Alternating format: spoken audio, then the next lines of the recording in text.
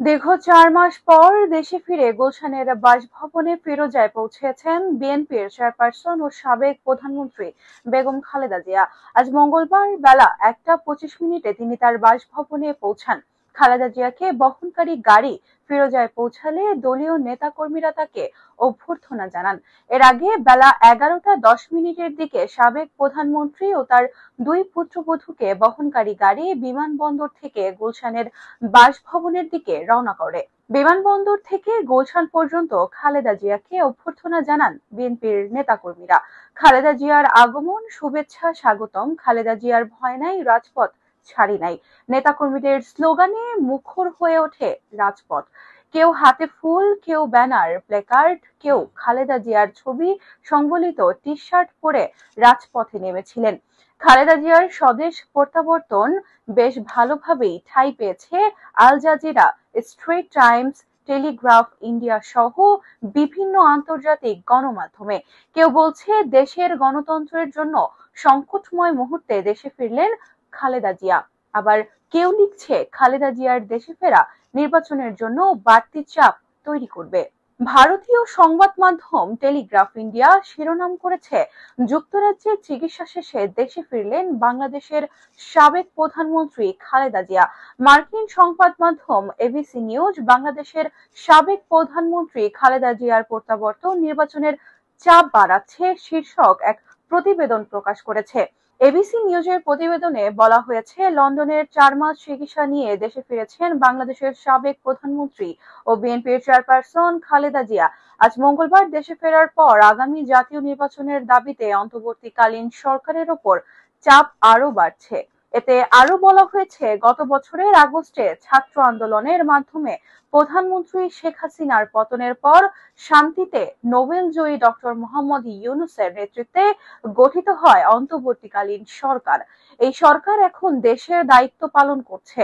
হাসিনার দীর্ঘদিনের রাজনৈতিক প্রতিদ্বন্দ্বী খালেদা জিয়ার দল বিএনপি সহ রাজনৈতিক দলগুলো ডক্টর ইউনূসের সরকারের কাছে দাবি জানিয়ে আসছে ডিসেম্বরেই জাতীয় নির্বাচন দেওয়ার, যাতে দেশে গণতন্ত্র ফিরে আসে।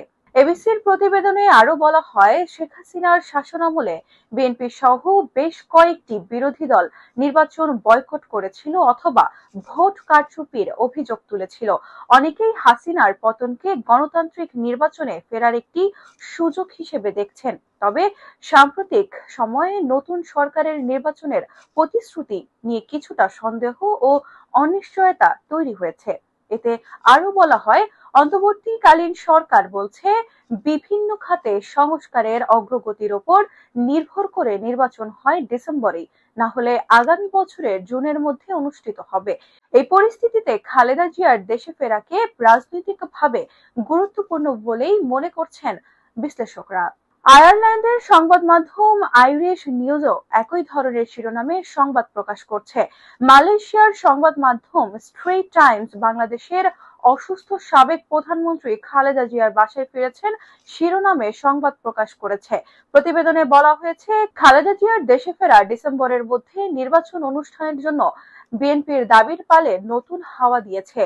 মারাত্মক আন্দোলনের মুখে শেখ হাসিনা প্রধানমন্ত্রীর পদ থেকে সরে দাঁড়াতে বাধ্য হন এবং আগস্টে ভারতে চলে যান। এরপর থেকে নোবেলজয়ী মোহাম্মদ ইউনূসের নেতৃত্বে একটি তত্ত্বাবধায়ক সরকারের অধীনে রয়েছে দেশটি।